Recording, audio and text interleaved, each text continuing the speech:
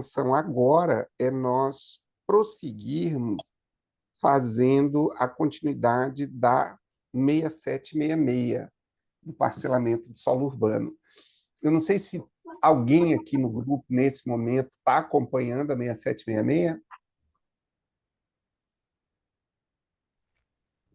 Eu estou sim com o senhor. Ah, que ótimo, ótimo. Que a gente sabe que é uma lei assim desafiadora, né? Então, agora a gente vai se abraçar com ela aqui e vamos ver até onde a gente vai. Eu acho até que dá para a gente fazer uma pequena revisão assim geral. Eu até vou abrir ela aqui para que a gente possa ter um panorama mais amplo, né? Fazendo uma pequena revisão, quem de repente não está acompanhando pode acompanhar. Só um pouquinho. 59, deixa eu abrir aqui no Planalto. E a gente pode utilizar ela aqui. Deixa eu só aumentar um pouquinho o tamanho da fonte. Muito bem. Bom, então, oficialmente, né, estamos agora abrindo a nossa live, tá? Por um erro aí de programação, eu acabei publicando que nós faríamos um encontro sobre a 8935, mas, na verdade, nós vamos fazer sobre a 6766. A Lei 6766 ele inaugura uma sequência, uma bateria de leis especiais que nós vamos começar a estudar. Tá? Agora, dentro dessa nova programação, a gente vai, assim, basicamente, essas leis especiais aí que estão caindo, estão despencando na FGV, nós vamos mergulhar no sentido de conhecê-las um pouco mais. Eu vou compartilhar aqui na tela a página do Planalto referente à Lei 6766. Então, nós já estamos trabalhando com essa lei. Deixa eu só diminuir aqui. E o que nós já vimos dessa lei? Vamos fazer um mapeamento aqui, vamos colocar algumas pontuações. Eu acho que a gente já consegue, quem está acompanhando, assim, ter uma ideia do funcionamento da lei. Então, eu acho importante agora, nesses 15 minutinhos, no máximo, a gente fazer essa revisão e retomar exatamente de onde a gente parou. Então, nós temos aqui a Lei 6766, de 19 de dezembro de 1979. Ela dispõe sobre o parcelamento do solo e da outras providências. Nós temos aqui no capítulo 1 algumas disposições importantes, que a gente pode até fazer a leitura agora. Vamos lá, a partir do artigo 1º. O parcelamento do solo para fins urbanos será regido por essa lei. Tá? Quando nós falamos em parcelamento, nós estamos nos referindo a um conceito da mais alta importância no planejamento urbano, na política urbana. Por quê? Porque é o parcelamento do solo que vai transformar, via de regra, uma gleba, ou seja, uma área do município que ainda não foi submetida a parcelamento, e vai, então, dividi-la em lotes. Sob o ponto de vista registral, essa é uma operação básica em que você pega uma matrícula da gleba e, através dos procedimentos relacionados ao parcelamento, cria novas matrículas em lotes individualizados com a finalidade de comercialização. Então, o parcelamento do solo urbano, em regra, ele seguia por essa lei, né? E agora nós vamos começar a verificar alguns detalhes aqui. Os estados, o Distrito Federal, os municípios poderão estabelecer normas complementares relativas ao parcelamento do solo municipal para adequar o previsto nessa lei às peculiaridades regionais e locais. Conforme nós vamos nos aprofundando na lei, nós vamos verificar que a lei, via de regra, ela fala, né, em regra, assim, de algumas situações que deverão ser disciplinadas pelos estados, que são disciplinadas pelo município, né, e o Distrito Federal aqui, no que diz respeito às suas competências, tanto municipais quanto estaduais. Aqui nas disposições preliminares, sempre é interessante, esse é o tipo de lei que a gente tem que fazer revisões periódicas, porque ele é bem complexo. Olha o que nós temos aqui, inicialmente. Então, deixa eu fechar os áudios. Olha lá. O artigo 2º diz o seguinte: o parcelamento do solo urbano poderá ser feito mediante loteamento ou desmembramento, observadas as disposições desta lei e as das legislações estaduais e municipais pertinentes. Aqui nós vamos nos deparar com dois conceitos considerados assim essenciais dentro da Lei 6766, que é o conceito de loteamento e o conceito de desmembramento, que são recorrentemente mencionados aqui na lei e que aqui no parágrafo 1º e parágrafo 2º tem a sua conceituação. Então, nós não podemos nos dar o luxo de começarmos a estudar em profundidade a Lei 6766 sem ter muito clara essa diferenciação. Tudo bem? Então, olha lá, parágrafo 1º. Considera-se loteamento a subdivisão de gleba em lotes destinados à edificação. Precisamos fechar os áudios, gente. Pronto. Então, aqui, ó, parágrafo 1º. Considera-se loteamento a subdivisão da gleba, como nós falamos anteriormente. Precisamos saber o que é gleba. Em regra, a conceituação de gleba é a extensão territorial de um determinado imóvel, a superfície de um imóvel ainda não loteado, não submetido aos ditames da 6766. Então, considera-se loteamento a subdivisão da gleba em lotes destinados à edificação, com abertura de novas guias de circulação de logradouros públicos ou prolongamento, modificação ou ampliação das vias existentes.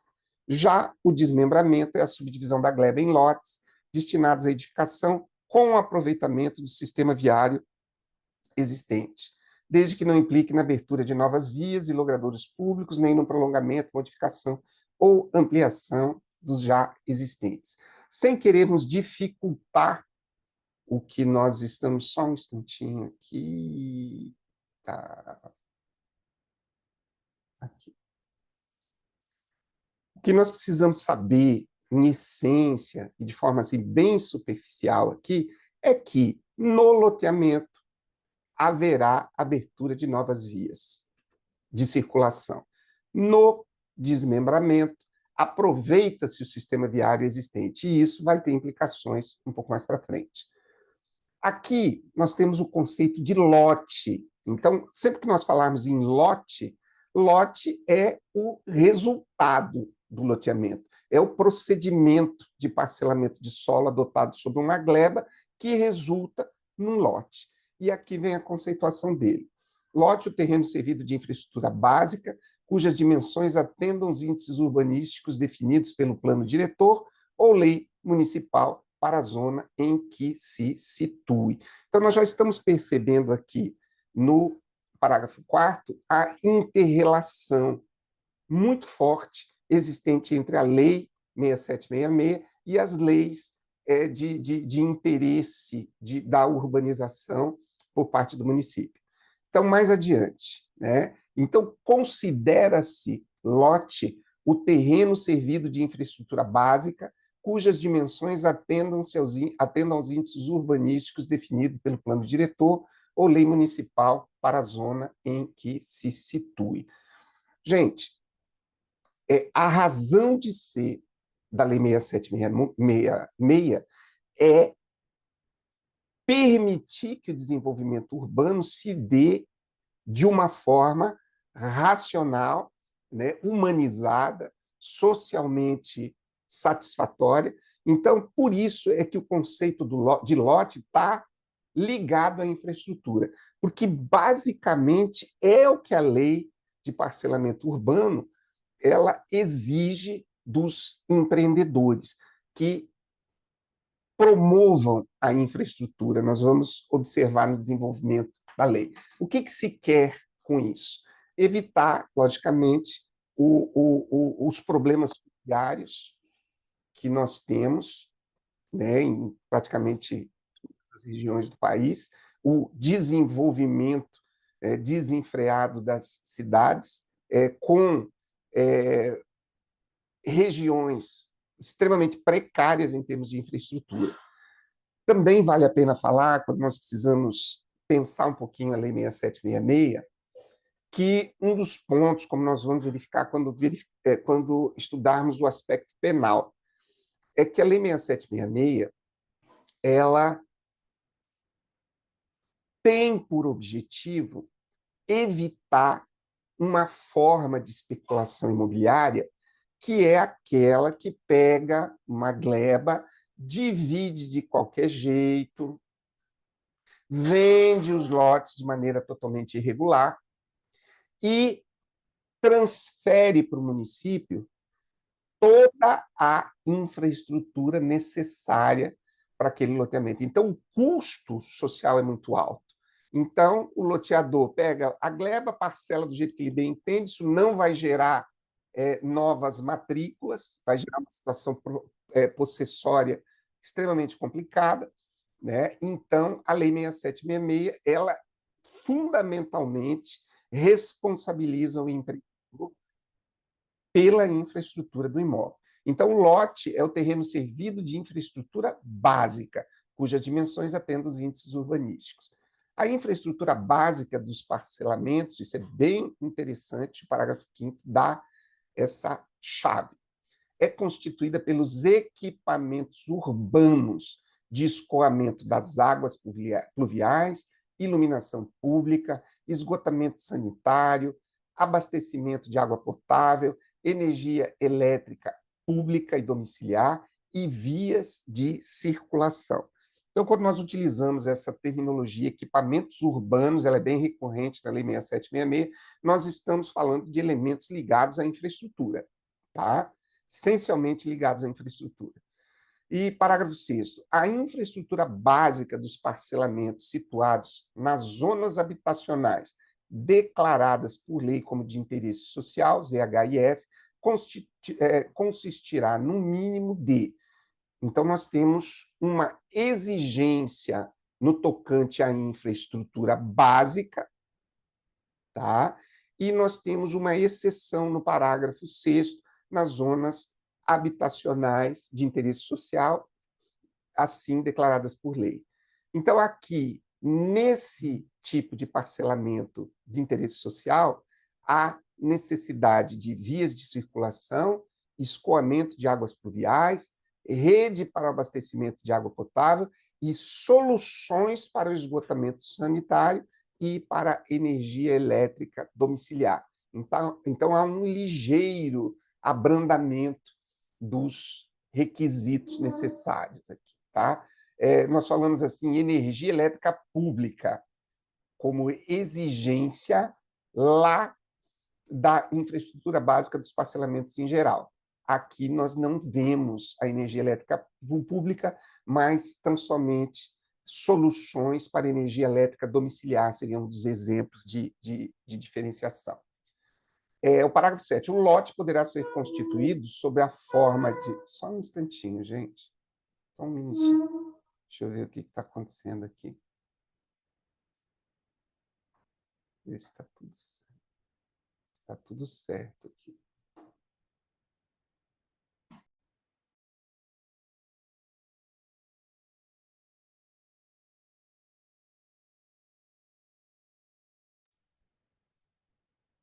Bom, deixa eu retornar aqui. Opa.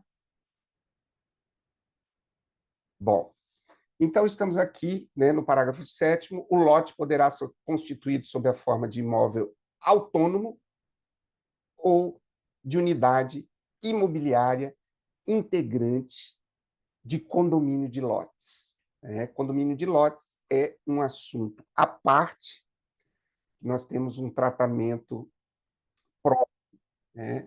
Então, o parágrafo 8º, constitui loteamento de acesso controlado a modalidade de loteamento definida nos termos do parágrafo 1º deste artigo, cujo controle de acesso será regulamentado por ato do Poder Público Municipal, sendo vedado o impedimento de acesso a pedestres e a condutores de veículos não residentes devidamente identificados ou cadastrados. Artigo 2A, segundo A. Agora nós estamos falando da definição do empreendedor. todos esses elementos, por que eu estou fazendo questão de fazer essa pequena revisão? Porque esses elementos aqui são necessários para a compreensão de outros mais importantes que nós temos ali na frente. Então, considera-se empreendedor para fins de parcelamento. Eu não vou fazer a revisão de tudo que a gente já viu, mas eu estou sentindo necessidade de fazer essa revisão preliminar aqui antes de nós começarmos a falar do projeto de loteamento. Tá? O projeto de loteamento, só vamos dar uma passadinha por cima, depois vem o projeto de desmembramento, e nós estamos já na aprovação do loteamento. Então, aqui nós estamos retornando só para lembrar de alguns conceitos. Tá? O artigo 2º-A diz: considera-se empreendedor para fins de parcelamento do solo urbano o responsável pela implantação do parcelamento, o qual, além daqueles indicados em regulamento, poderá ser essencialmente, né, preponderantemente, o proprietário do imóvel a ser parcelado. Mas não é só o proprietário. O compromissário comprador, cessionário, promitente cessionário, ou o foreiro, desde que o proprietário expresse sua anuência em relação ao empreendimento e subroga-se nas obrigações do compromissário comprador, cessionário, ou promitente cessionário, ou do foreiro, em caso de extinção do contrato. C. O ente da administração pública direta ou indireta, habilitado a promover a desapropriação com a finalidade de implantação de parcelamento habitacional ou de realização de regularização fundiária de interesse social, desde que tenha ocorrido a regular emissão na posse. Então, nós temos a administração pública aqui, né, sendo considerada como empreendedora. B. A pessoa física ou jurídica contratada pelo proprietário do imóvel a ser parcelado ou pelo poder público para executar o parcelamento. Tá? Ou a regularização fundiária em forma de parceria, sob regime de obrigação solidária, devendo o contrato ser averbado na matrícula do imóvel, no competente registro de imóveis. É interessante, né, que essa parceria, a linha D aqui, diz que essa parceria, tá, para fins de execução do parcelamento, ela precisa ter o contrato averbado na matrícula do imóvel, no competente registro de imóvel. A cooperativa habitacional, a associação de moradores, quando autorizada pelo titular do domínio, ou associação de proprietários, ou compradores que assumam a responsabilidade pela implantação do parcelamento. O artigo 3º, somente será admitido o parcelamento do solo para fins urbanos em zonas urbanas, de expansão urbana ou de urbanização específica, assim definidas pelo plano diretor ou aprovadas por lei municipal. Parágrafo único. Não será permitido o parcelamento do solo. Nós precisamos ficar bem atentos aqui a essas vedações, porque algumas delas possuem exceções, outras não. Então, quando nós vamos para o inciso 1, diz ali que não será permitido parcelamento em terrenos alagadiços e sujeitos a inundações, antes de tomadas as providências para assegurar o escoamento das águas. 2. Em terrenos que tenham sido aterrados com material nocivo à saúde pública, sem que sejam previamente saneados. Então, a 1 e a 2 tem remédio. 3. Em terrenos com declividade igual ou superior a 30%, salvo-se atendidas exigências específicas das autoridades competentes. 4. Em terrenos onde as condições geológicas não aconselham a edificação. Então, aqui no 4, né, nós não temos uma exceção. Né? Se as condições geológicas não permitirem, né, então nós não temos necessariamente uma exceção para remediar essa situação. 5. Em áreas de preservação ecológica ou naquelas onde a poluição impeça condições sanitárias suportáveis até a sua correção. Muito bem. Agora, dos requisitos urbanísticos. Esse ponto é muito tratado quando nós vamos falar nos projetos, então vamos ficar atentos. Os loteamentos deverão atender pelo menos aos seguintes requisitos. 1. As áreas destinadas a sistemas de circulação, a implantação de equipamento urbano e comunitário. Aqui nós já temos uma distinção entre o que é equipamento urbano e o que é equipamento comunitário, bem como espaços livres de uso público serão proporcionais à densidade de ocupação prevista no plano diretor ou aprovada por lei municipal para a zona em que se situe. 2. Os lotes terão área mínima e vários dispositivos adiante, eles reportam a esse artigo 4º, tá? Seja inciso 1, seja inciso 2. Os lotes terão área mínima de 125 metros quadrados e frente mínima de 5 metros quadrados, salvo quando o loteamento se destinar a urbanização específica ou edificação de conjuntos habitacionais de interesse social previamente aprovados pelos órgãos públicos. Então, vamos entender que essa fração mínima, ela corresponde a 125 metros quadrados e frente mínima de 5 metros. Mas existe uma exceção. Essa exceção é bem explorada pelos examinadores. Vamos lá. Os lotes, salvo quando o loteamento se destinar a urbanização específica ou edificação de conjuntos habitacionais de interesse social, previamente aprovado pelos órgãos competentes, são as exceções. Tá? 3. Ao longo das faixas de domínio público das rodovias, a reserva de faixa não edificável, isso aqui é danado para a gente esquecer.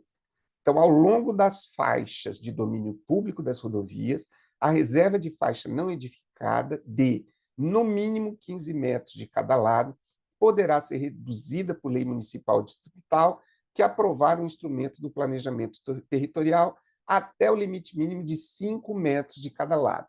Então, nós temos duas metragens aqui, 15 metros ou 5 metros. Será de 15 metros quando não houver lei municipal reduzindo, tá? Lei municipal relacionada ao planejamento territorial. 3. Ao longo da faixa de domínio de ferrovias, nós temos no 3 a faixa de domínio das rodovias e no 3A a faixa de domínio das ferrovias. Será obrigatória a reserva de uma faixa não edificável de no mínimo 15 metros de cada lado. Não tem qualquer tipo de exceção aqui. 3B. Ao longo das águas correntes e dormentes, as áreas de faixas não edificáveis deverão respeitar a lei municipal ou distrital que aprovar um instrumento de planejamento territorial e que definir e regulamentar a largura das faixas marginais de cursos d'água naturais, em área urbana consolidada, nos termos da Lei 12.651, com obrigatoriedade de reserva de uma faixa não edificável para cada trecho da margem indicada em diagnóstico socioambiental elaborada pelo município.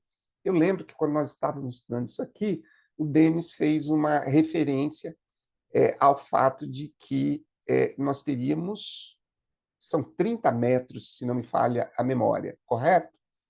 Que seria a faixa não edificável das águas correntes e dormentes, que seriam relativas às formações lacustres. 4. As vias de loteamento deverão articular-se com as vias adjacentes oficiais, exigência essa que não pesa sobre o desmembramento. Então, as vias de loteamento deverão articular-se com as vias adjacentes oficiais, existentes ou projetadas, e harmonizar-se com a topografia local. Parágrafo 1º. A legislação municipal definirá para cada zona em que se divida o território do município os usos permitidos e os índices urbanísticos de parcelamento e ocupação de solo, que incluirão obrigatoriamente as áreas mínimas e máximas de lotes e os coeficientes máximos de aproveitamento. Nós vamos verificar mais adiante que existem remissões, né, a esse parágrafo 1º, em algumas situações, e ao inciso 1º aqui do artigo 4º. Tá? Lembrando que o inciso 2 ele fala da área mínima do lote, de 125 metros quadrados, frente mínima de 5, tá? Com exceção para loteamento que visa urbanização específica de interesse social, né? Ou conjuntos habitacionais de interesse social. Já o parágrafo 1º, ele diz o seguinte, que a legislação definirá para cada zona em que se divida os usos permitidos, os índices urbanísticos, que incluirão obrigatoriamente as áreas mínimas e máximas de lotes e os coeficientes máximos de aproveitamento. Então, nós não podemos confundir. né, que a medida mínima do lote é 125, mas existe a possibilidade de uma modificação dessas áreas mínimas, sempre para maior, não via autorização, a não ser aquela lá no inciso 2 mesmo, tá? de áreas mínimas. Né? Então, a área mínima é 125 metros, com 5 de frente. E aqui fala, né, que vão incluir nesses índices urbanísticos as áreas mínimas e máximas de lotes e os coeficientes máximos de aproveitamento. Parágrafo 2º. Consideram-se comunitários, nós já falamos sobre equipamentos urbanos. Né? Já os equipamentos comunitários são, né, educação, cultura, saúde, lazer e similares. Se necessárias, a reserva de faixa não edificável vinculadas a dutovias, né, e falamos também sobre as dutovias, que são tubulações, basicamente, né, existentes, será exigida no âmbito do respectivo licenciamento ambiental. Então, nós estamos verificando aqui que nós estamos falando no licenciamento ambiental, embora até onde nós tenhamos estudado, ele ainda não está suficientemente claro. Observados critérios e parâmetros que garantam a segurança da população e a proteção do meio ambiente, conforme estabelecido nas normas técnicas pertinentes. No caso de lotes integrantes de condomínio de lotes, poderão ser instituídas limitações administrativas e direitos reais sobre coisa alheia, em benefício do poder público, da população em geral e da proteção da paisagem urbana, tais como servidões de passagem, usufrutos e restrição à construção de muros. Parágrafo 5º. As edificações localizadas nas áreas contíguas às faixas de domínio público dos trechos de rodovia que atravessem perímetros urbanos ou áreas urbanizadas passíveis de serem incluídas em perímetro urbano, desde que construídas até a data da promulgação deste parágrafo, 2019, ficam dispensadas da observância da exigência de 15 metros, né, prevista no inciso 3 do caput desse artigo, salvo por ato devidamente fundamentado do poder público municipal ou distrital. 5º, o poder público competente poderá complementarmente exigir em cada loteamento a reserva de faixa não edificante destinadas a equipamentos urbanos. Tá? Parágrafo único. Considera-se urbanos os equipamentos públicos de abastecimento de água, serviços de esgoto, energia elétrica, coleta de águas pluviais, rede telefônica e gás canalizado. Tudo bem? Bom, aqui nós definitivamente não vamos entrar, mas eu só vou mencionar. Nós temos, agora, a partir do artigo 6º, nós começamos a falar do procedimento, de aspectos procedimentais. Então, nós vamos fazer a leitura só do caput do artigo 6º, que ele diz o seguinte, olha só, aqui, quando nós falamos em aspectos procedimentais, nós temos que lembrar que a primeira coisa que precisa ficar definida aqui é se nós estamos tratando de loteamento ou de desmembramento. Inicialmente, no capítulo 3, nós vamos falar do projeto de loteamento. Então, nós precisamos saber, para termos uma familiaridade com esse assunto, olha só o que diz o artigo 6º. Antes da elaboração do projeto de loteamento, então, existe uma etapa preliminar. Existe necessidade de um projeto, sim, mas existe uma etapa preliminar com alguns requisitos bem delimitados e com uma finalidade. Olha só.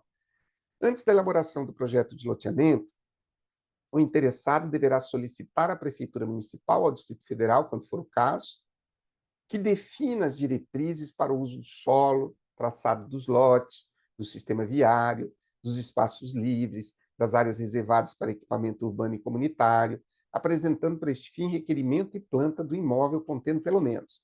Então, nós vamos entender que, previamente à apresentação do projeto, há necessidade do empreendedor fazer um requerimento para a prefeitura acompanhado de uma planta com os requisitos aqui do artigo 6º, que nós já exaustivamente trabalhamos aqui nos encontros anteriores. O que quem está chegando agora precisa ter em mente é que, antes do projeto, é preciso um requerimento e uma planta no sentido de obter do município as diretrizes para uso do solo, né, em que vão se basear o projeto, que vai se basear o projeto de loteamento. Então, aí a gente vem aqui, o 7º, né, aqui diz o que a prefeitura, em que consiste essas diretrizes, né? Aí vai indo. Aqui no 8º, nós temos hipóteses de dispensa dessas diretrizes, e a gente tem que saber, nós já resolvemos um monte de questões sobre isso. Tá? 9, orientado pelos traçados e diretrizes oficiais, né? Quando houver, o projeto contendo desenhos, contendo memorial descritivo, contendo o cronograma, isso a gente tem que saber. Tá? Se for para uma prova oral mesmo, isso tem que estar na cabeça. Nós temos seis requisitos do projeto, e temos que saber que o projeto só vai ser encaminhado depois da etapa prévia de estabelecimento das diretrizes. Então, quando for para encaminhar o projeto, orientado pelo traçado de diretrizes oficiais, eu sou obrigado a colocar junto com o projeto o desenho, o memorial e o cronograma de execução, que tem um prazo máximo. Né? Nós já sabemos qual é o prazo máximo, é o prazo máximo de 4 anos. Mas nós temos, além dessas 3 exigências iniciais aqui no artigo 9º, outras 3, que é a certidão atualizada da matrícula, né, a certidão negativa de tributos e ainda o instrumento de garantia. Então, agora, o que o artigo 9º faz? Quais são os requisitos dos desenhos? São requisitos terríveis. Assim. Esse 3 aqui mesmo, né, os desenhos conterão as dimensões lineares e angulares do projeto, com raios, cordas, arcos, pontos de tangência e ângulos centrais das vias. A gente tem que saber. Né? Não vai dar para decorar tudo, mas nós temos que ter aquela sensação de que nós temos, pelo menos, uma visão a respeito de como é que isso se configura. Já no parágrafo 2º, o memorial descritivo, que também traz elementos, nós fizemos vários exercícios sobre isso. Caso se constate a qualquer tempo que a certidão de matrícula apresentada não tem correspondência com os registros, além das consequências penais cabíveis, serão consideradas insubsistentes tanto as diretrizes pedidas quanto as aprovações. Aí, agora, a gente sai do projeto de loteamento e vai para o projeto de desmembramento, que é muito mais simples. Tá? Então, nós já fizemos o estudo do projeto de desmembramento, resolvemos uma porção de questões, e agora nós estamos aqui, neste item, da aprovação do projeto de loteamento. Tem algumas coisas importantíssimas que nós precisamos relembrar aqui. No artigo 12 diz que o projeto de loteamento e desmembramento deverá ser aprovado pela Prefeitura Municipal, pelo Distrito Federal, quando for o caso, a quem compete também a fixação das diretrizes a que aludem os artigos 6º e 7º dessa lei, que a gente já falou neles. Né? Olha só, o parágrafo 1º ele diz que o projeto aprovado deverá ser executado no prazo constante no cronograma de execução, sob pena de caducidade da aprovação. Então, nós temos que ter em mente que o cronograma de execução ele estabelece qual é o prazo, pode ser no máximo de 4 anos, mas pode ser, como a gente já viu em alguns exercícios aí, pode ser um prazo inferior. Se for um prazo inferior, é preciso observar que não haverá possibilidade de prorrogação até os 4 anos. Nós vamos incorrer na caducidade dessa aprovação. Parágrafo 2º. Nos municípios inseridos no Cadastro Nacional de Municípios, já estudamos isso aqui, com áreas suscetíveis à ocorrência de deslizamento, inundações, nós temos um documento. Tá? A aprovação do projeto fica vinculada ao atendimento dos requisitos constantes da Carta Geotécnica de Aptidão à Urbanização. Tá? Parágrafo 3º. É vedada a aprovação de projetos de loteamento e desenvolvimento em áreas de risco definidas como não edificáveis no plano diretor ou em legislação dele derivada. Já falamos sobre essa vedação anteriormente. 13. Aqui vem um ponto muito importante. Quem já vem fazendo concurso há um tempo sabe que isso cai, já viu isso, que é a competência dos estados Quando nós começamos a estudar 6766, dá uma impressão de que é uma lei vocacionada tão somente para o município, que é onde o loteamento vai ocorrer. Mas aqui, no artigo 3º, nós estamos falando de uma competência estadual para disciplinar a aprovação. Eu mesmo incorri num erro que eu compartilho aqui para que vocês não incorram, é que nós precisamos distinguir o que é disciplinar a aprovação e o que é aprovar. Tá? Então, olha só, no inciso 1 diz que quando o loteamento, quando localizados em áreas de interesse especial, tais como de proteção ambiental, aos mananciais, ao patrimônio cultural, histórico, paisagístico e arqueológico, assim definidos por legislação estadual ou federal. Nessa hipótese aqui, o disciplinamento tem que ser feito pelo Estado. Nós vamos ver depois qual é o instrumento normativo que o Estado se utiliza para fazer esse disciplinamento. 2. Quando o loteamento ou desmembramento localizar-se em área limítrofe do município ou que pertença a mais de um município, quando for nas regiões metropolitanas ou em aglomerações urbanas definidas em lei estadual ou federal, é o Estado que disciplina. Quando o loteamento abranger área superior a 1 milhão de metros quadrados, é o Estado que disciplina. Parágrafo único. No caso de loteamento ou desmembramento localizado em área de município integrante de região metropolitana, o exame e a anuência prévia à aprovação do projeto caberão à autoridade metropolitana. Nós precisamos fazer uma análise muito importante desse artigo 13. Tá? O artigo 13, então, está estabelecendo uma competência para os estados para o disciplinamento da aprovação pelos municípios, ou seja, continuam sendo os municípios que aprovam, mas o disciplinamento é feito pelo Estado, em hipóteses específicas, né? Quando localizados em áreas de interesse especial, quando o loteamento ou desmembramento localizar-se em área limítrofe ou que pertence a mais de um município, quando for nas regiões metropolitanas ou em aglomerações urbanas definidas, tá? Quando o loteamento abranger área superior a 1 milhão, mas aqui nós precisamos contrastar o inciso 2 com o parágrafo único. Por quê? Porque o inciso 2 faz uma referência explícita a regiões metropolitanas. Então, quando nós temos um loteamento localizado numa região metropolitana, quem disciplina por conta do inciso 2 do artigo 13 é o Estado. Mas o parágrafo único faz uma observação, que no caso de loteamento ou desmembramento localizado em área de município integrante de região metropolitana, o exame e a anuência prévia à aprovação do projeto cabe à autoridade metropolitana. O que nós precisamos perguntar aqui? O parágrafo único deslocou, olha só, é uma pergunta capciosa. O parágrafo único ele deslocou a competência do disciplinamento da aprovação para a autoridade metropolitana? Verdadeiro ou falso?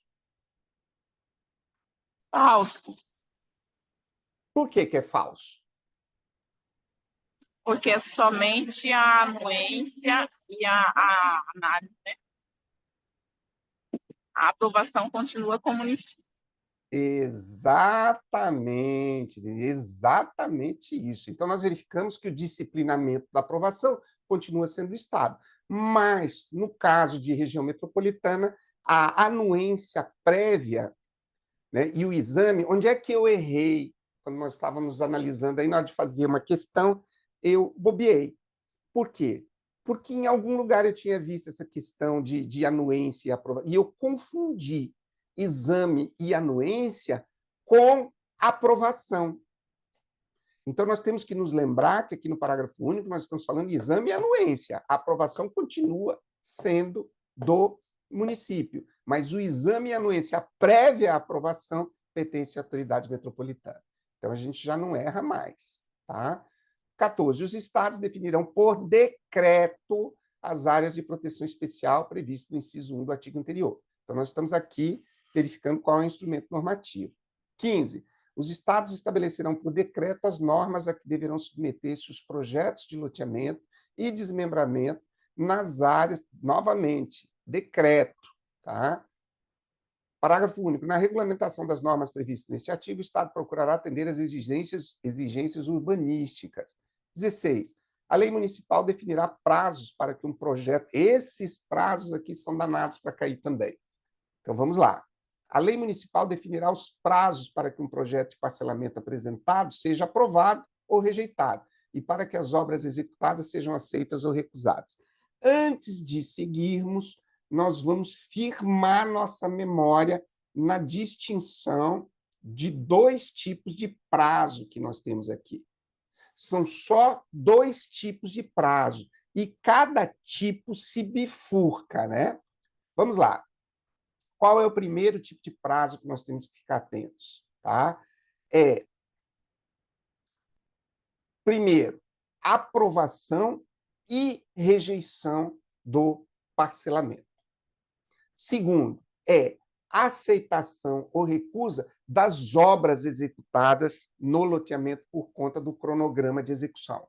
Então, vamos ficar atentos, que nós vamos ter um prazo para aprovação ou rejeição do projeto de loteamento, e nós vamos ter um prazo para aceitação ou recusa das obras que são executadas no loteamento. Parágrafo 1º. Transcorridos os prazos sem a manifestação do poder público, o projeto será considerado rejeitado ou as obras recusadas, assegurada a indenização por eventuais danos derivados da omissão. Lembremos que até o parágrafo 1º nós não estamos falando em prazo, só estamos falando que, transcorrido o prazo, o que acontece? Isso aqui é sempre muito importante, porque o examinador adora brincar com a gente no tocante às consequências da perda ou do cumprimento de determinados prazos. Então, no parágrafo 1º, ele está dizendo claramente que vai ter prazo, que a lei municipal vai ter que estabelecer prazo para aprovação ou rejeição do projeto ou para aceitação ou recusa das obras. No parágrafo 1º, diz que, quando transcorrer esse prazo, o projeto é considerado rejeitado. Aí vem o examinador e diz: transcorrido o prazo sem a manifestação do poder público, o projeto será convalidado. Aí ele lasca com a gente, né? Então, se transcorrido o prazo, o poder público não se manifestou, o projeto é considerado rejeitado. Ou as obras, no caso, se estiver aguardando, né, uma decisão de aceitação ou recusa de uma obra executada, né, assegurada a indenização. Agora, o que diz o parágrafo 2º? Quando a legislação não for omissa, ela vai estabelecer, a legislação municipal estabelece esses prazos, mas quando ela for omissa, os prazos serão de 90 dias para aprovação ou rejeição e de 60 dias para aceitação ou recusa fundamentada de obras. Então, nós temos o prazo de 90 dias e de 60 dias. 90 dias para aprovação ou rejeição do projeto, 60 dias para aceitação ou recusa das obras. 17. Os espaços livres de uso comum, as vias e praças, as áreas destinadas a edifícios públicos e outros equipamentos urbanos, constantes do projeto do memorial descritivo, não poderão ter sua destinação alterada pelo loteador, desde a aprovação do loteamento, salvo as hipóteses de caducidade da licença ou desistência do loteador, sendo, neste caso, observadas as exigências do artigo 23 dessa lei. Bom, agora nós vamos retomar os exercícios do nosso encontro passado. Mas eu quero bater numa tecla que é sempre importante a gente trabalhar com a autoconsciência, quando nós estamos fazendo estudo de alto desempenho, como é o nosso aqui, que é o seguinte, gente, a brincadeira saudável que a gente faz aqui, que é a resolução de questões. A última questão que a gente resolveu foi a questão de número 54. Olha como a revisãozinha já dá uma luz aqui para a gente. Um município, vou fazer a leitura dessa última que a gente leu no encontro passado. O município recebeu pedido de aprovação de loteamento localizado em área superior a 1 milhão de metros quadrados. Nesse contexto, a Lei 6766, letra C, né, determina expressamente que caberá ao Estado, olha a letra C, disciplinar a aprovação municipal desse tipo de empreendimento por meio de normas próprias. Aí a gente vem aqui, isso é revisão. O artigo 13 que a gente leu lá. Aos Estados caberá disciplinar a aprovação pelos municípios de loteamentos e desmembramentos. 3. Quando o loteamento abranger a área superior a 1 milhão de metros quadrados. Antes mesmo de nós irmos para 55, eu preciso trazer uma informação aqui para vocês. Tá? Eu já falei, quem está acompanhando sabe, já entende isso que eu vou falar, mas, de repente, quem está chegando um pouco mais cedo precisa entender que o estudo em grupo ele é um estudo com características específicas, completamente diferente daquele estudo que você faz quando você compra um curso, quando você está assistindo uma live de um profissional, de um professor, ou de um delegatário que venha falar sobre um determinado assunto. Por quê?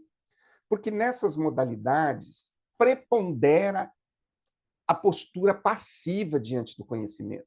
Você pega 15 vídeos sobre um determinado assunto e você vai ouvir aquilo ali quase sempre de forma passiva.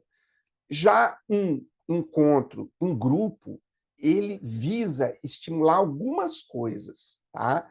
Primeira coisa que ele estimula é justamente o estudo ativo, onde a gente precisa ler, a gente precisa se virar, onde as respostas não estão prontas, onde vão fazer perguntas sem resposta. Algumas têm resposta, algumas são respondidas pela própria norma, outras nem tanto. Tá? Então, essa sensação de a gente se sentir um pouquinho mais perdido nos estudos em grupo, ela é natural, mas ela promove um crescimento importante. E aí, o que eu preciso dizer? É que é o seguinte, gente, quando eu começo a participar de um estudo em grupo, a primeira coisa que dificilmente vai acontecer no estudo em grupo é ter um material pronto, como a gente costuma fazer nas lives. Professor, o slide. Professor... Aqui não. Tá? Aqui nós vamos trabalhar com o material que está aí na tela e pronto. Segundo, o moderador aqui não se prepara. Então, ele chega aqui quase sempre em pé de igualdade com todo mundo. Tá? Então, é diferente, eu sou professor, quando eu sou chamado para dar aula.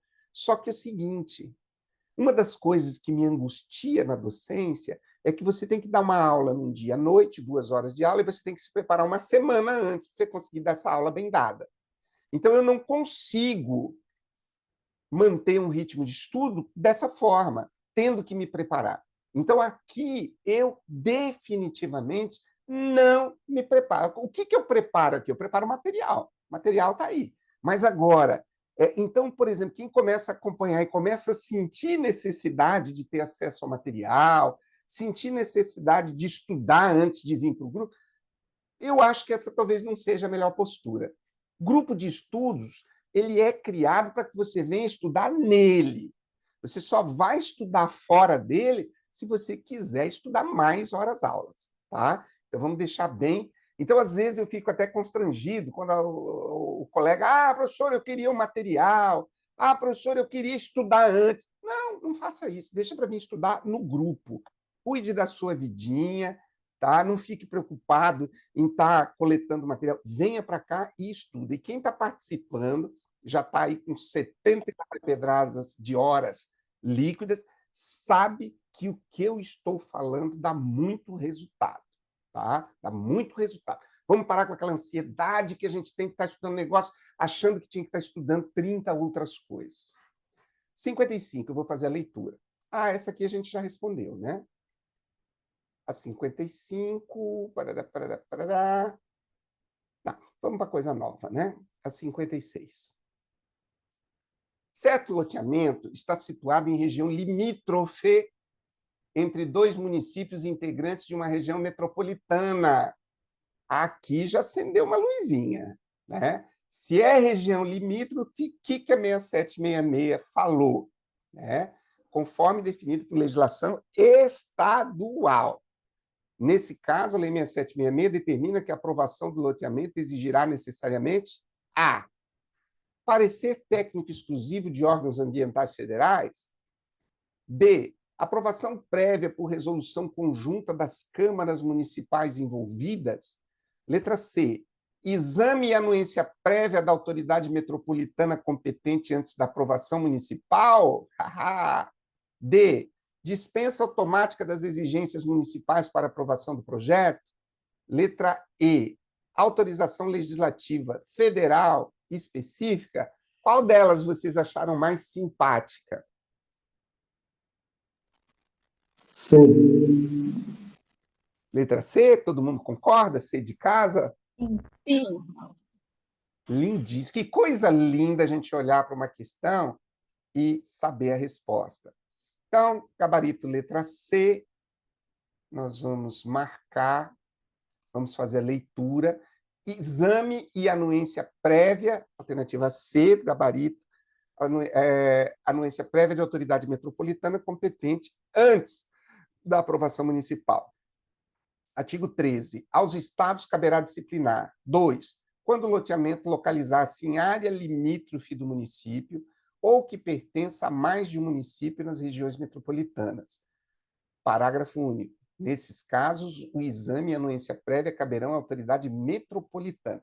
Vocês viram, gente, que aqui nós estudamos com um método. O método que nós estudamos visa a retenção.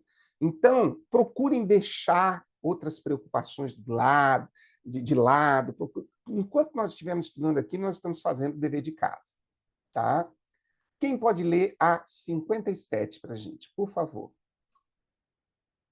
Posso ler, professor? Por gentileza.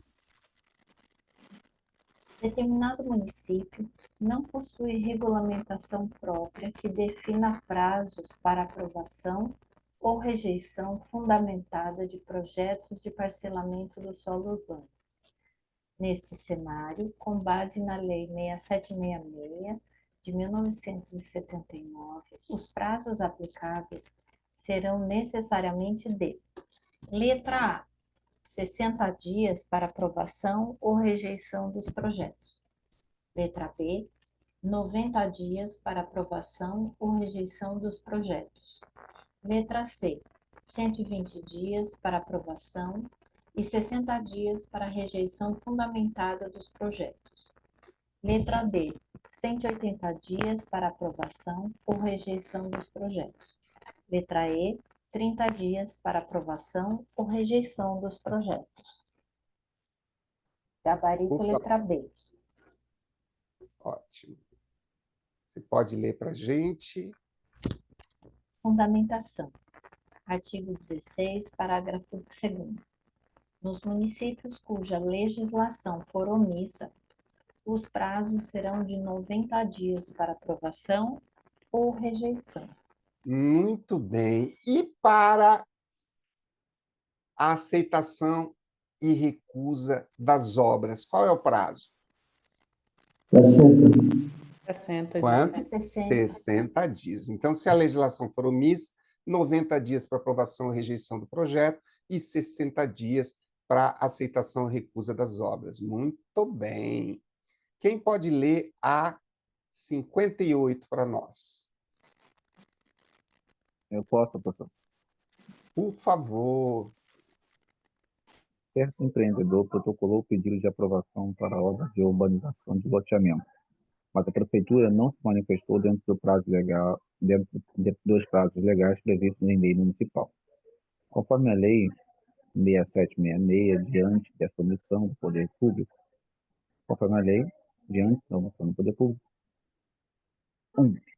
o projeto é automaticamente considerado aprovado, independentemente da análise técnica. 2. O projeto será considerado rejeitado ou as obras recusadas, conforme o caso. 3. É assegurada a indenização por eventuais danos derivados dessa omissão administrativa. E 4. Deverá ocorrer nova submissão do projeto a cada 60 dias até a obtenção da manifestação municipal. Muito bem, Patrick, obrigado. Nós vamos fazer a análise das proposições, depois eu peço para você ler a fundamentação. Pode ser? Claro? Valeu, Patrick.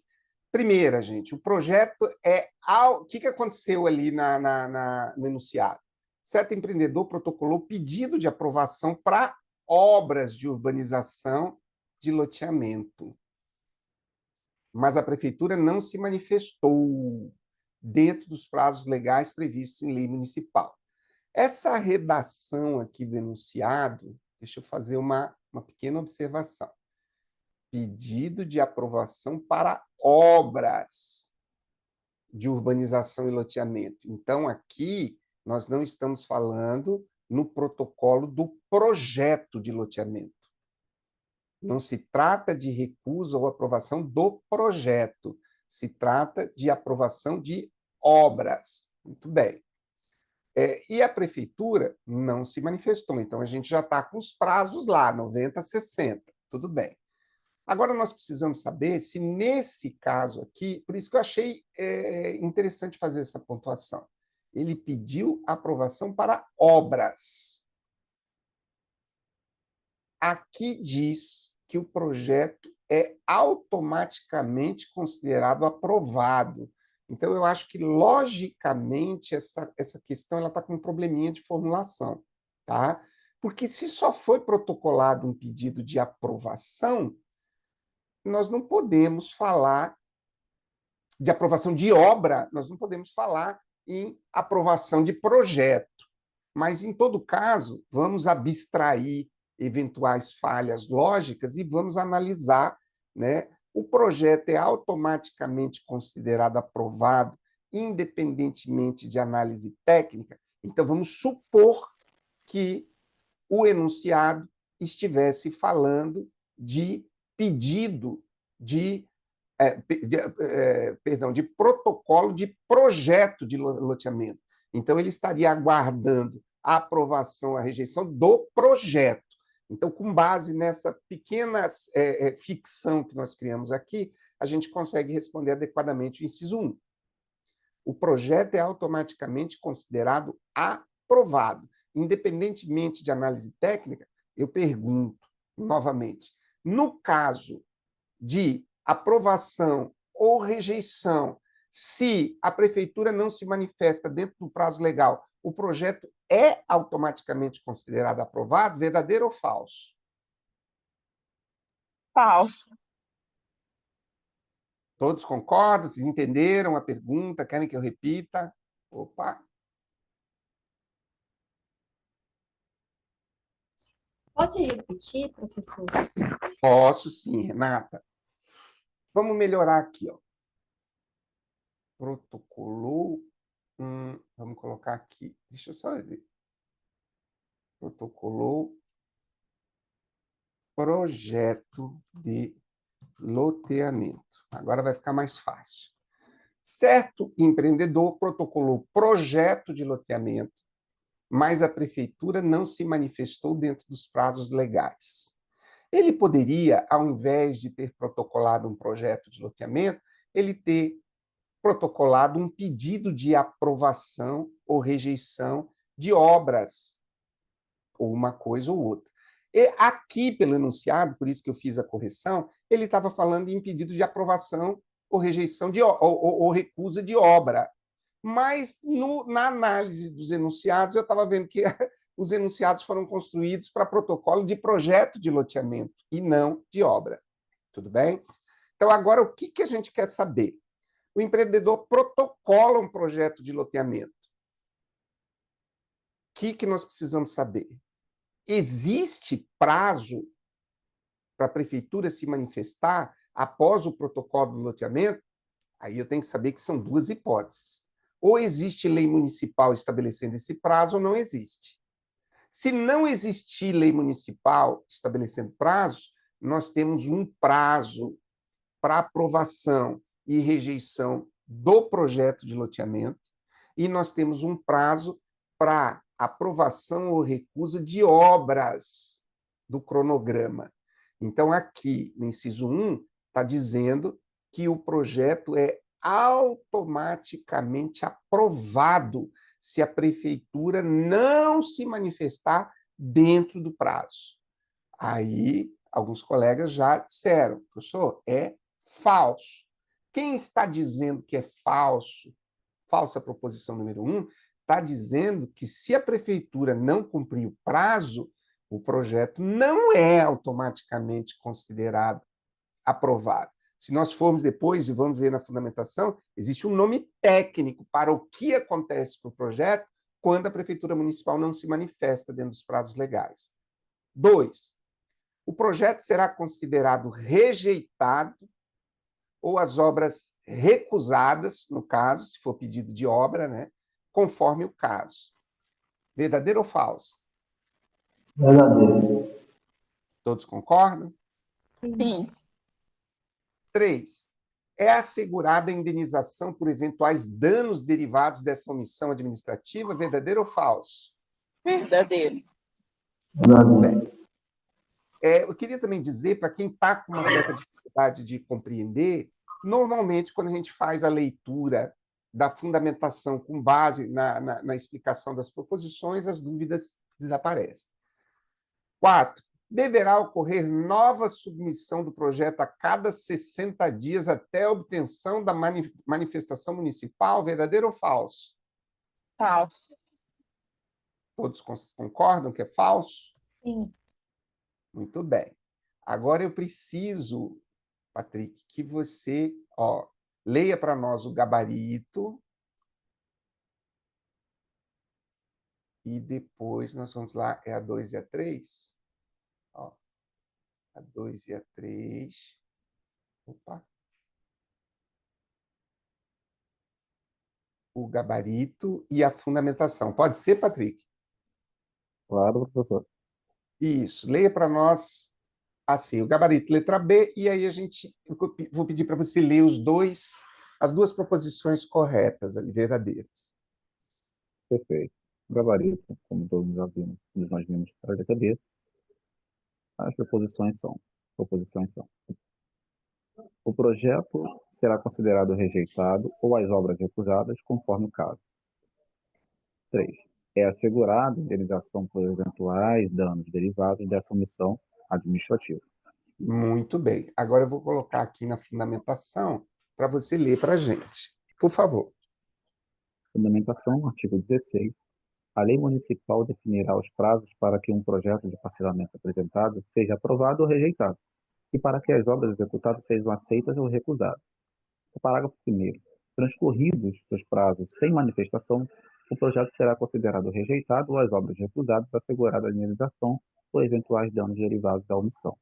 Artigo 16, Muito parágrafo 1º da Lei 6766. Muito bem. Agora, fazendo a leitura da fundamentação, a gente precisa saber se nós sabemos de fato o porquê que a 1 e a 4 estão erradas. Ora, se aqui está dizendo no parágrafo 1º que transcorridos os prazos sem manifestação, o projeto é considerado rejeitado, e o examinador vem aqui dizendo que o projeto é automaticamente considerado aprovado, eis a razão do porquê que ela está errada. 4. Deverá ocorrer nova submissão do projeto a cada 60 dias até a obtenção da manifestação municipal. Observem aqui, né? O projeto será considerado rejeitado, as obras recusadas, Ó. Deixa só eu voltar aqui, né? Pegar uma 16 completa. Aqui. Só um instantinho.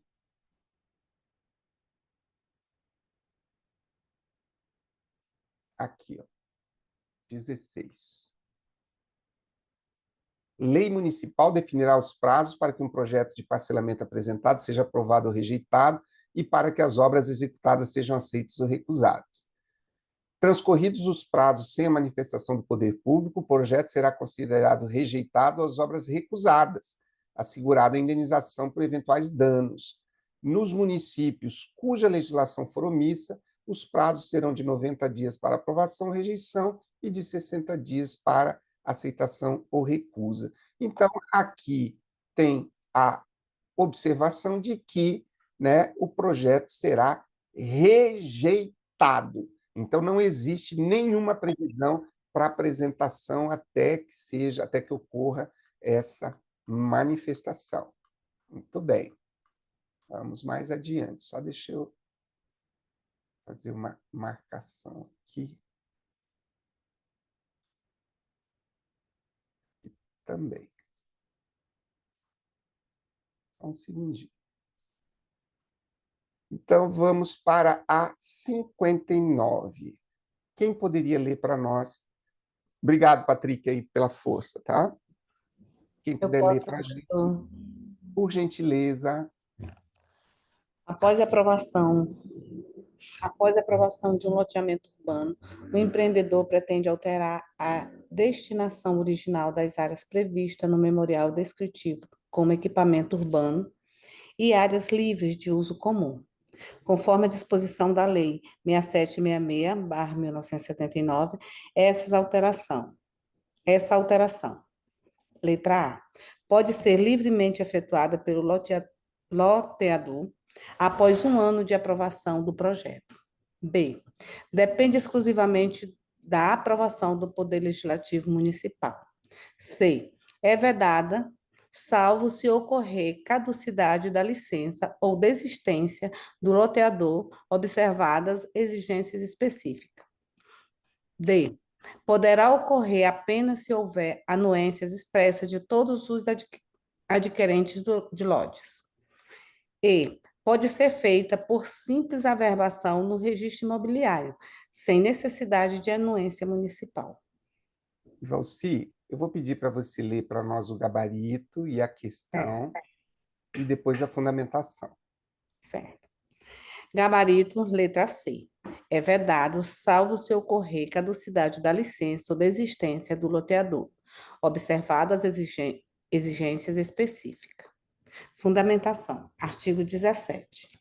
Os espaços livres de uso comum, as vias e praças, as áreas destinadas a edifício público e outros equipamentos urbanos não poderão ter sua destinação alterada pelo loteador, desde a aprovação, salvo caducidade ou desistência, observado o artigo 23 desta lei. Muito obrigado, Valci. Feliz de ver você aqui, tá? Vamos lá. Aqui, então, uma perguntinha que a gente precisa fazer, só de ordem retórica, né? O que significa esse salvo caducidade ou desistência? Alguém se propõe a falar um pouquinho? O que é isso? Por que tem esse salvo caducidade ou desistência aí no artigo 17?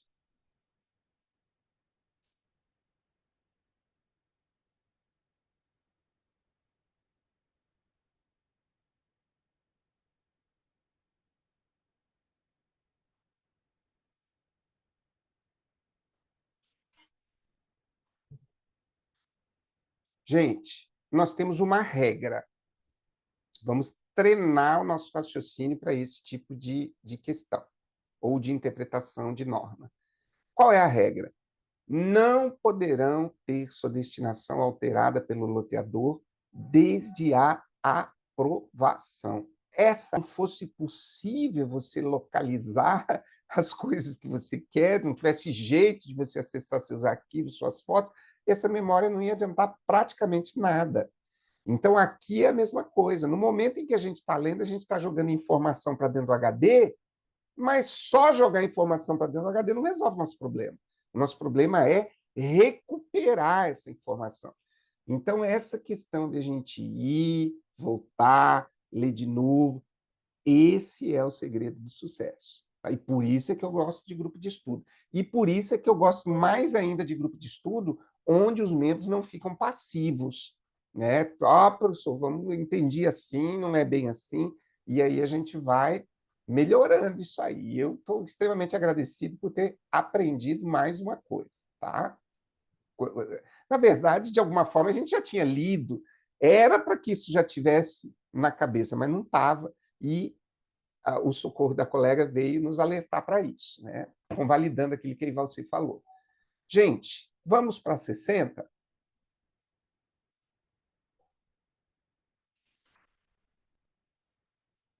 Quem pode ler para a gente? Determinado município estabeleceu prazos específicos em lei municipal para aceitação ou recusa das obras executadas em loteamento urbano. Todavia, a Prefeitura não se manifestou dentro desses prazos, considerando a Lei 6766, e nesse contexto, as obras serão automaticamente consideradas aprovadas pelo simples decurso de prazo. 2. As obras serão automaticamente consideradas recusadas pelo decurso do prazo. É assegurado ao empreendedor o direito de indenização por danos decorrentes da omissão municipal. O empreendedor deverá solicitar judicialmente o reconhecimento automático da aprovação das obras. Muito bem. Matias, vamos fazer só análise das proposições? Depois eu peço para você ler a fundamentação para nós e as alternativas corretas. A primeira, as obras serão automaticamente consideradas aprovadas pelo simples decurso de prazo, verdadeiro ou falso? Falso. Falso. Todos concordam? 2. As obras serão automaticamente consideradas recusadas pelo recurso de prazo, verdadeiro ou falso? Verdadeiro. Verdadeiro. 3. É assegurado ao empreendedor o direito à indenização por danos decorrentes da omissão municipal? Verdadeiro. 4. Verdadeiro. O empreendedor deverá solicitar judicialmente o reconhecimento automático da aprovação das obras? Falso. É falso. Falso. Por favor, Matias, leia para nós as questões apontadas como, as proposições apontadas como corretas, que seriam a 2 e a 3.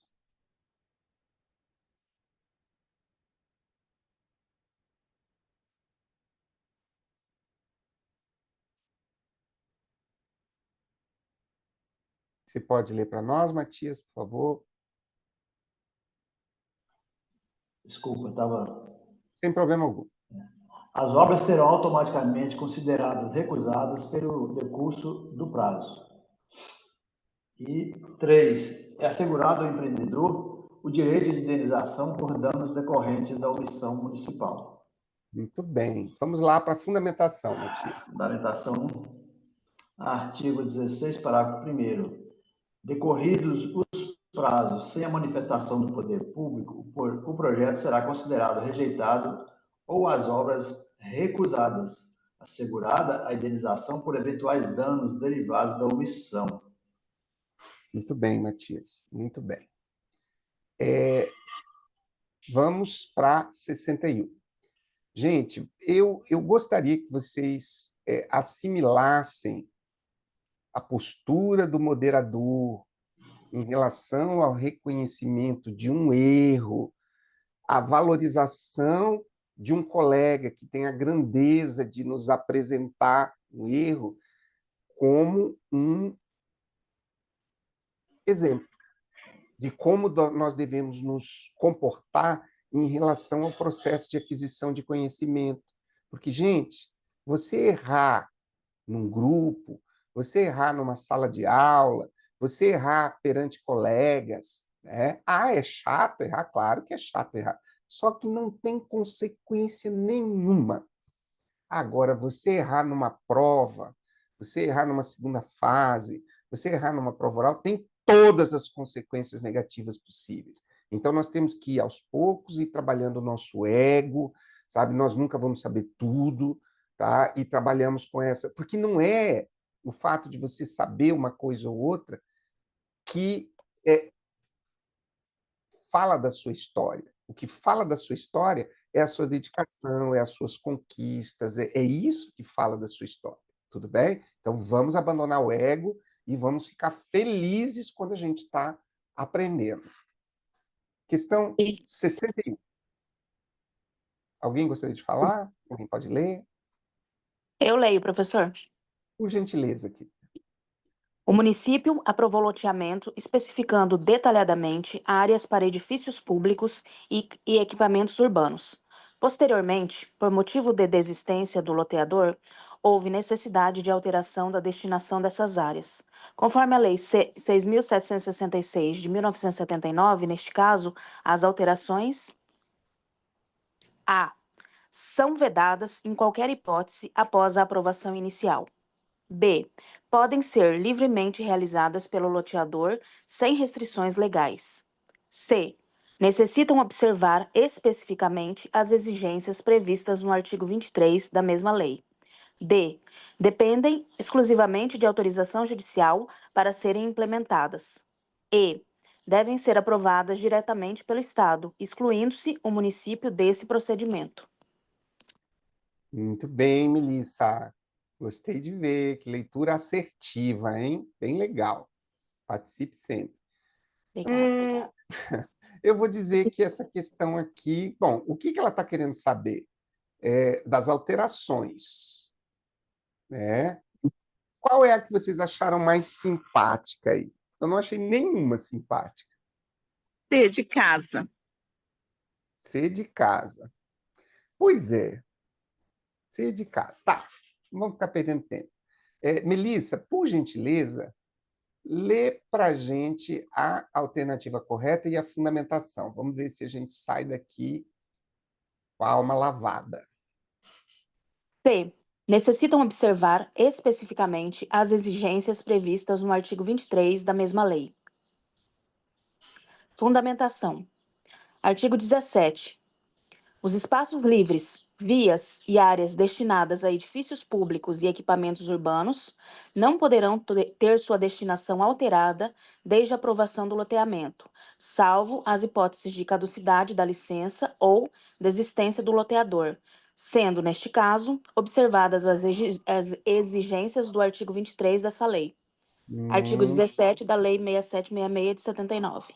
Muito bem. Então, aqui, né, essa menção ao artigo 23 é da redação do artigo 17. Melissa, por favor, Melissa, se você puder ler o artigo 23 para a gente também, que está aqui na fundamentação. Né?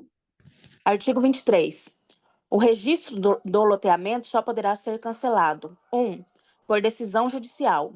2. A requerimento do loteador, com anuência da Prefeitura ou do Distrito Federal, quando for o caso, enquanto nenhum lote houver sido objeto de contrato.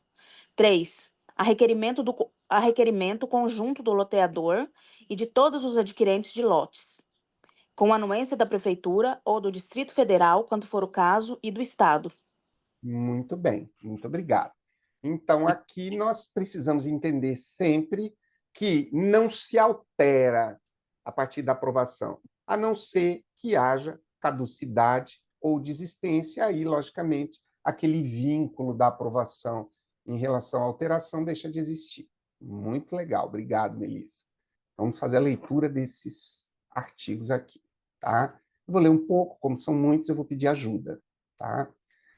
Capítulo 6. Do registro do loteamento e desmembramento. Então, nós já falamos do projeto de loteamento, do projeto de desmembramento, falamos da aprovação do projeto de loteamento e desmembramento. Agora nós vamos falar do registro. Aqui a gente já começa a falar de assunto de gente grande. Capítulo 6. Do registro do loteamento e desmembramento. Artigo 18. Aprovado o projeto de loteamento ou desmembramento, o loteador deverá submetê-lo ao registro imobiliário dentro de 180 dias, sob pena de caducidade da aprovação, acompanhado dos seguintes documentos. Então, nós estamos aqui diante de uma segunda hipótese de caducidade. Nós tivemos a caducidade lá do artigo 12, né, parágrafo único, se não me engano, né, que diz que a caducidade ocorre quando a execução não é respeitada, o prazo de execução. Tá? E aqui nós estamos falando de uma outra hipótese de caducidade da aprovação, se o registro, uma vez aprovado, não for registrado dentro de 180 dias. Inciso 1, né, que são os documentos que devem acompanhar, o loteador deverá submeter ao registro acompanhado dos seguintes documentos: título de propriedade do imóvel ou certidão da matrícula, ressalvado, disposto nos parágrafos 4º e 5º. 2. Histórico dos títulos de propriedade do imóvel abrangendo os últimos 20 anos, acompanhados dos respectivos comprovantes. 3. Certidões negativas. Letra A. De tributos federais, estaduais e municipais incidentes sobre o imóvel. B. De ações reais referentes ao imóvel pelo período de 10 anos. C. De ações penais com respeito ao crime contra o patrimônio e contra a administração pública. 4. Certidões. A. dos cartórios de protestos de títulos em nome do loteador pelo período de 5 anos. B, de ações cíveis relativas ao loteador pelo período de 10 anos. C, da situação jurídica atualizada do imóvel. D, de ações penais contra o loteador pelo período de 10 anos. 5,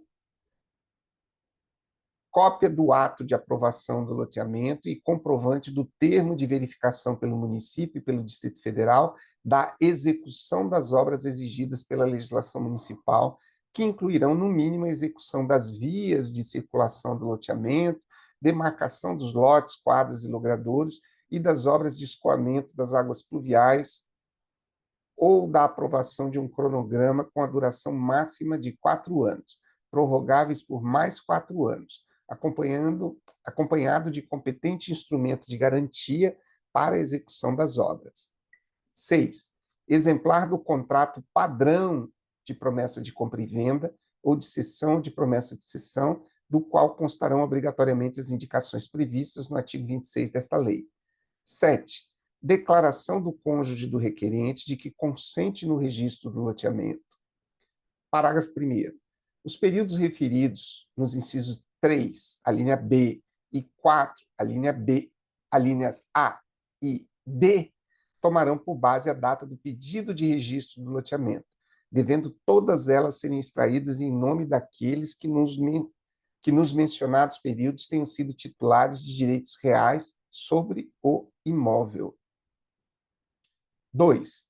A existência de protestos, de ações pessoais ou de ações penais, exceto as referentes a crime contra o patrimônio e crime contra a administração, não impedirá o registro do loteamento, se o requerente comprovar que esses protestos ou ações não poderão prejudicar os adquirentes dos lotes.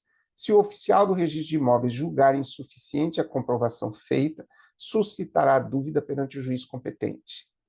Parágrafo 3º. A declaração a que se refere o inciso 7 deste artigo não dispensará o consentimento do declarante para os atos de alienação ou promessa de alienação dos lotes, ou de direitos a eles relativos, que venham a ser praticados pelo seu cônjuge. Parágrafo 4º.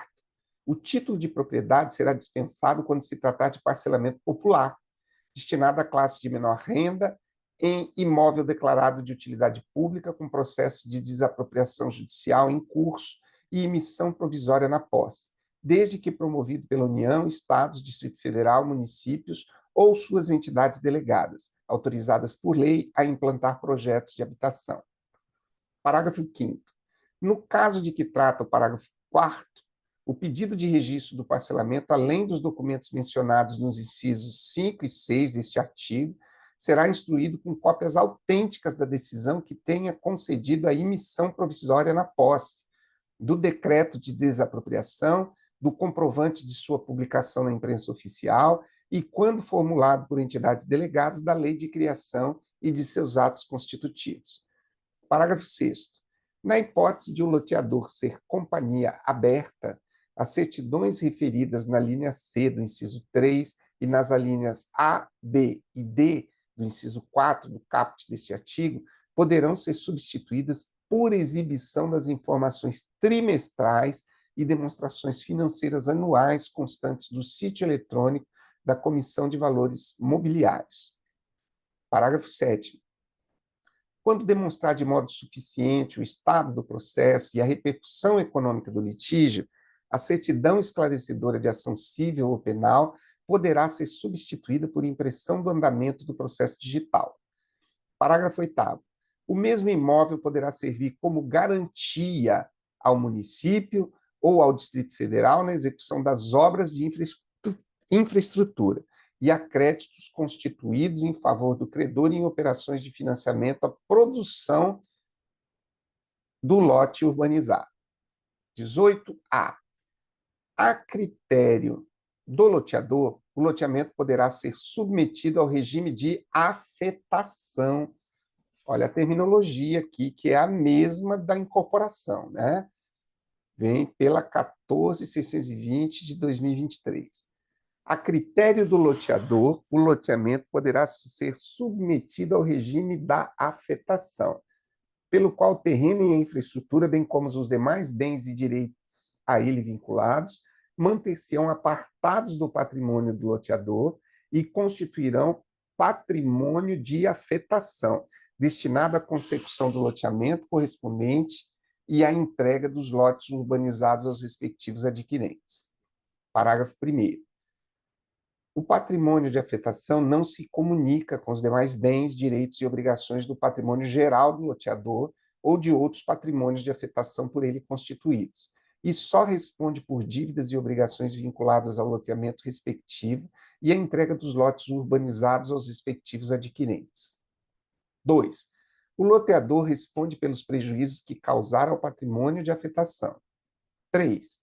Os bens e direitos integrantes do loteamento somente poderão ser objeto de garantia real em operação de crédito, cujo produto seja integralmente destinado à implementação da infraestrutura correspondente e à entrega dos lotes urbanizados aos respectivos adquirentes. 4. Parágrafo 4º. No caso de cessão plena ou fiduciária de direitos creditórios oriundos da comercialização dos lotes, componentes do loteamento, o produto da cessão também passará a integrar o patrimônio de afetação. Parágrafo 5º. Os recursos financeiros integrantes do patrimônio de afetação serão administrados pelo loteador. Parágrafo 6º. Nos loteamentos objetos de financiamento, a comercialização dos lotes deverá contar com a anuência ou a ciência da instituição financiadora, conforme vier a ser estabelecido no contrato de financiamento. Parágrafo 7º.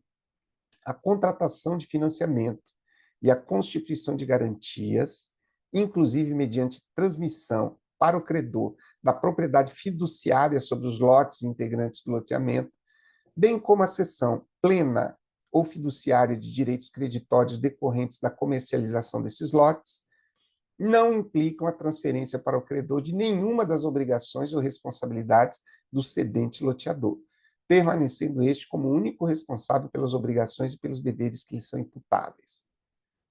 Estou precisando de auxílio aqui. Alguém poderia ajudar? Na 18B? Eu posso, professor? Por favor, Kiko.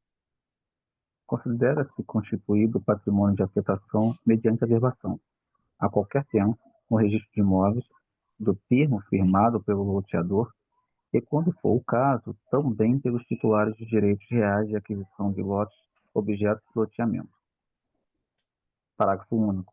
A averbação não será obstada pela existência de ônus reais que tenham sido constituídos sobre o imóvel objeto de loteamento para a garantia do pagamento do preço da sua aquisição, ou do cumprimento da obrigação de implementar o empreendimento. Artigo 18c. A comissão de representantes, a prefeitura e a instituição financiadora da infraestrutura poderão nomear às suas expensas pessoa física ou jurídica para fiscalizar e acompanhar o patrimônio de afetação. Parágrafo 1º. A nomeação a que se refere o caput não transfere para o nomeante qualquer responsabilidade pela qualidade da implementação da infraestrutura, pelo prazo do termo de verificação da sua realização, ou por qualquer outra obrigação decorrente da responsabilidade do loteador, seja legal ou oriunda dos contratos de alienação dos lotes de obra e de outros contratos eventualmente vinculados ao loteamento. Parágrafo 2º. A pessoa que, em decorrência do exercício da fiscalização de que trata o caput deste artigo, obtiver acesso às informações comerciais, tributárias ou de qualquer outra natureza referente ao patrimônio afetado, responderá pela falta de zelo, de dedicação e de sigilo dessas informações. Parágrafo 3º. A pessoa nomeada pela instituição financiadora deverá fornecer cópia de seu relatório ou parecer à comissão de representantes, a requerimento desta, não constituindo esse fornecimento quebra do sigilo a que se refere o parágrafo 2º desse artigo. Artigo 18b. Incumbe ao loteador, inciso 1º, promover todos os atos necessários à boa administração e à preservação do patrimônio de afetação, inclusive mediante a adoção de medidas judiciais. Inciso segundo, manter apartados os bens e direitos objetos de calotejamento. E terceiro, diligenciar a captação dos recursos necessários ao loteamento, cuidando de preservar os recursos necessários à conclusão da infraestrutura. Inciso quarto, entregar à comissão de representantes, no mínimo a cada 3 meses, demonstrativo do estado da obra e de sua correspondência com o prazo pactuado ou com os recursos financeiros que integrem o patrimônio de afetação recebidos no período, firmado por profissionais habilitados, ressalvadas eventuais modificações sugeridas pelo loteador e aprovadas pela comissão de representantes. Muito bem. Consegue mais um pouquinho ou está precisando de ajuda, Patrick? Não, vamos lá. Vamos lá. Inciso 5. Manter e movimentar os recursos financeiros do patrimônio de afetação em pelo menos uma conta de depósito aberta especificamente para tal fim. Inciso 6. Entregar à comissão de representantes balancetes coincidentes com o trimestre civil relativos a cada patrimônio de afetação. Inciso 7. Assegurar à pessoa nomeada nos termos do artigo 18c o livre acesso à obra, bem como aos livros, aos contratos, à movimentação da conta de depósito exclusiva referida no inciso 5º desse artigo e a quaisquer outros documentos relativos ao patrimônio de afetação. Inciso 8º. Manter a escrituração contábil completa, ainda que esteja desobrigado pela legislação tributária. Artigo 18e. O patrimônio de afetação extinguir-se-á pela verbação do termo de verificação emitido pelo órgão público competente, pelo registro dos títulos de domínio ou de direito de aquisição em nome dos respectivos adquirentes, e, quando for o caso, pela extinção das obrigações do loteador perante eventual instituição financeira da obra. Artigo 18F. Os efeitos da decretação da falência ou da insolvência civil do loteador não atingem os patrimônios da afetação constituídos, não integrando a massa concursal ou terreno, a obra, até então realizada e os demais bens, direitos crestórios, obrigações e encargos objetos do loteamento. Muito bem, Artigo 19. Patrick. Tá bom, Patrick.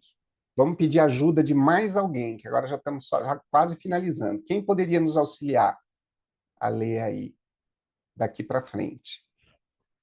Quem precisar sair, pode sair, não precisa ficar em solidariedade. Nós temos um trabalho para terminar aqui, vamos ficar até o final, né? Pelo menos da leitura desses artigos. Alguém poderia? Eu posso continuar, só porque eu perdi aí onde parou, professor. 19, está na tela. Ah, tá. Artigo 19, o oficial do registro de imóveis, após examinar a documentação e se encontrá-la em ordem, deverá encaminhar comunicação à prefeitura e fará publicar, em resumo e com pequeno desenho de localização da área, edital do pedido de registro em 3 dias consecutivos, o qual poderá ser impugnado no prazo de 15 dias corrigidos, contado da data da última publicação. Redação dada pela Lei 14.382 de 2022. Parágrafo 1º. Fim do prazo, sem impugnação, será feito imediatamente o registro.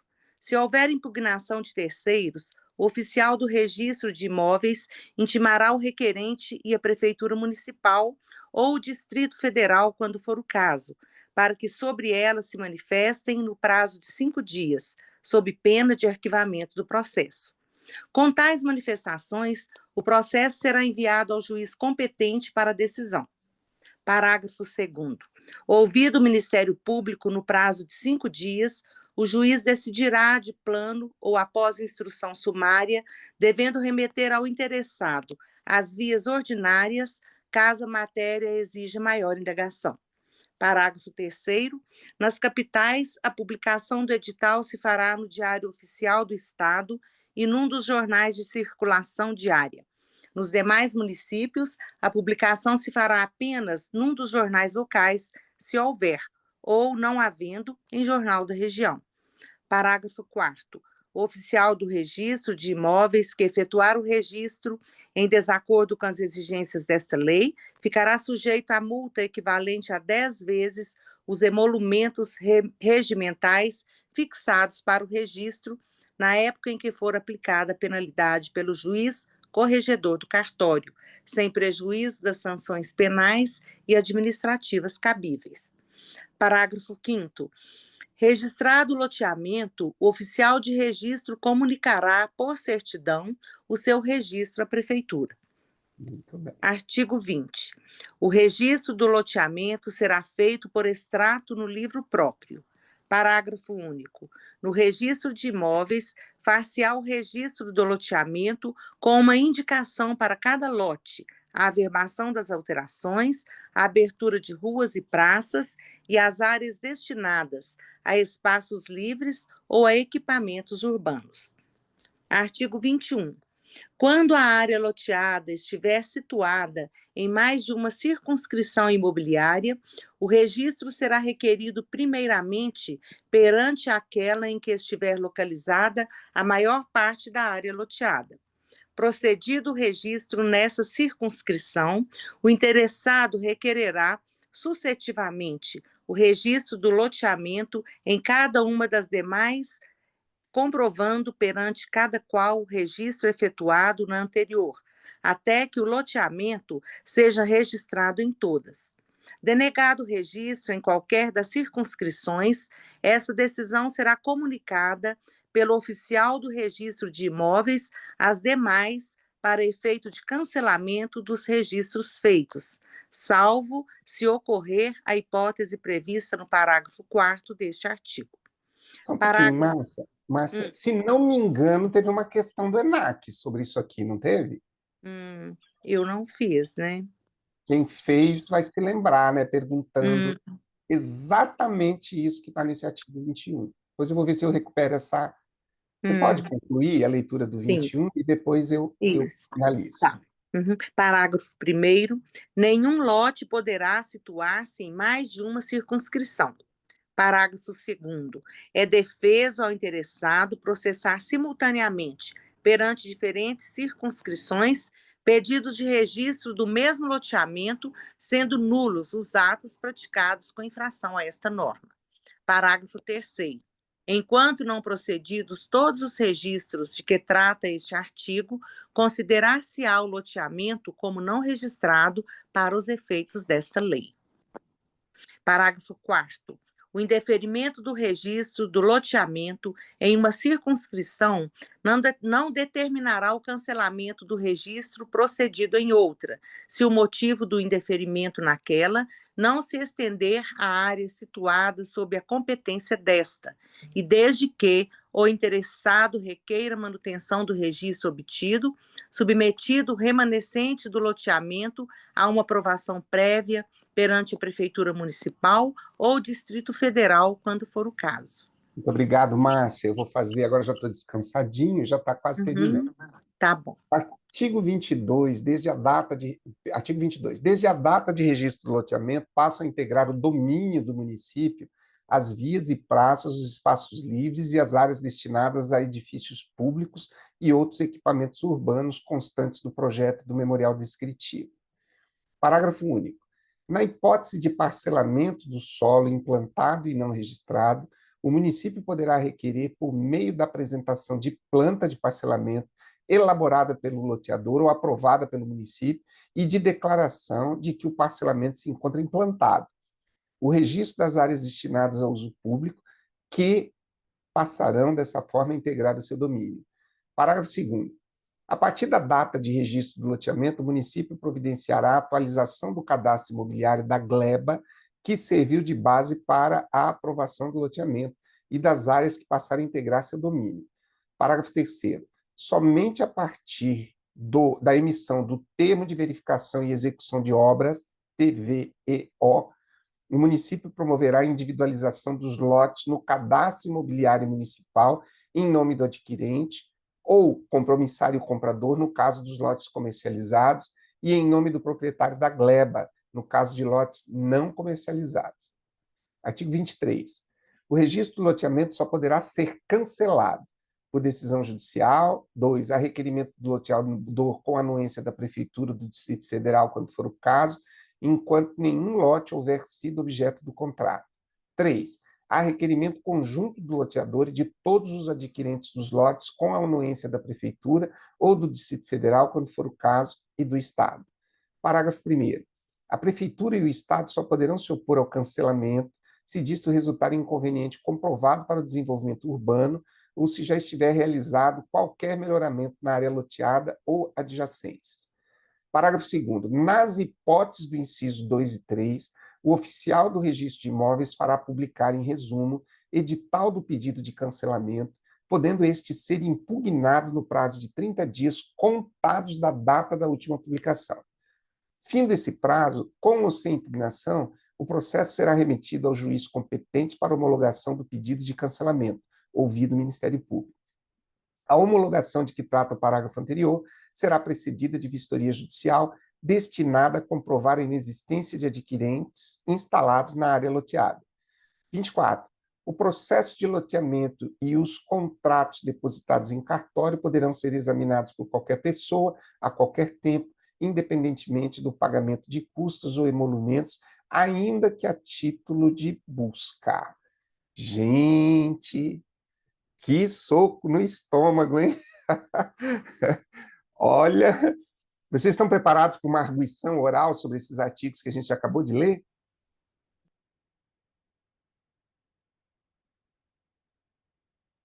O que vocês acham?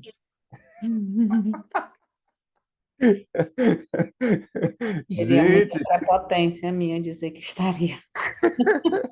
então, nós já sabemos que, pela estratégia do grupo, no nosso próximo encontro, nós vamos fazer essa leitura toda de novo. Vou colocar questões intermediárias para não ficar tão cansativo. Gente, quero, assim, agradecer de coração a presença de cada um de vocês, desejar um excelente final de semana e lembrando que nessa semana a gente inicia uma jornada aí de 6 horas diárias, tá? Possivelmente amanhã eu já vou passar a programação da semana e, logicamente, que eu vou ficar muito feliz com aqueles que puderem, de alguma forma, estarem com a gente. Queridos, um bom final de semana e muita vibração positiva e um bom descanso para vocês, tá? Pedro, Oi, antes de tranquilo. você sair, eu queria agradecer pela você ter voltado um pouquinho nessa disciplina, porque eu estou acompanhando o grupo, você já me conhece um pouquinho, sabe mais ou menos como é a minha correria. Eu estou acompanhando assim com a vontade imensa de dizer assim, sentei aqui e vou até o fim. Mas hoje foi assim fantástico esse feedback que você deu, que trouxe outro dia assim, me deu uma clareada assim imensa. Entendeu? Foi fantástico. Muito obrigada. Você está sempre nos lembrando que aqui você é parceiro de estudo, mas não deixa de ser o professor. Isso é óbvio.